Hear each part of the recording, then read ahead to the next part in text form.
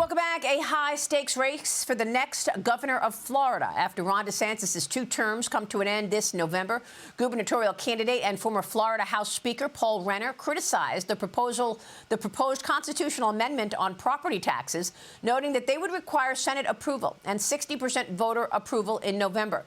Joining me now is the man himself, Florida gubernatorial candidate and former House Speaker Paul Renner. Paul, thanks very much for being here. Welcome back. You said there's no excuse for failure on immediate property tax relief. Tell us more. Well, Maria, people have been waiting for 2 years now as we've had a lot of debate in the House and Senate. But as we speak today, there is literally no plan to save $1. And so what I proposed is a 2-step process to temporarily roll back property taxes to give people that are leaving their homes a tax break while we work on elimination of property taxes, as has been called by the governor.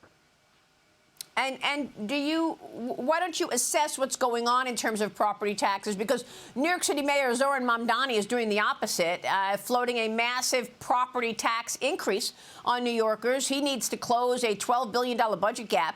He claims it's necessary if the state will not raise taxes on higher earners. This proposed $127 billion budget plan is for the city, and it's higher than the entire state of Florida. Paul, are you expecting the exodus to increase out of New York and into Florida? Well, as governor, I won't be calling for people to come here. Frankly, I think if you voted for Mamdani, you ought to stay in New York City and live under his reign. But yes, the problem is not a revenue problem in New York. It's a spending problem. And a state like Florida proves that with a smaller budget and a much, much larger population. I see. And what has been the impact of so many people moving out of New York and setting up shop in Florida, from business to individuals, Paul?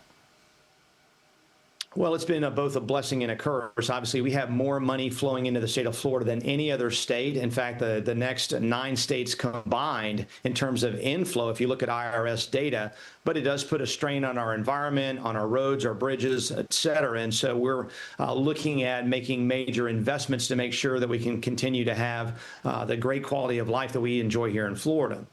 Well, look, Byron Donalds, the congressman from Florida, is also running for governor. And how would you say your campaign differs from Congressman Byron Donalds? Well, it's proven leadership. You know, I was part of building the free state of Florida. The governor said that my 2 years leading the Florida House were the most consequential conservative 2 years in Florida history.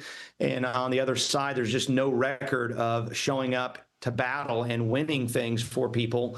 But what there is a record of is making a lot of money in Congress. His net worth's gone up over 800% while he's on the Financial Services Committee, trading stocks that he oversees. That is not the kind of leadership we want in Florida. We want a proven, no-nonsense leader, and that's what I bring.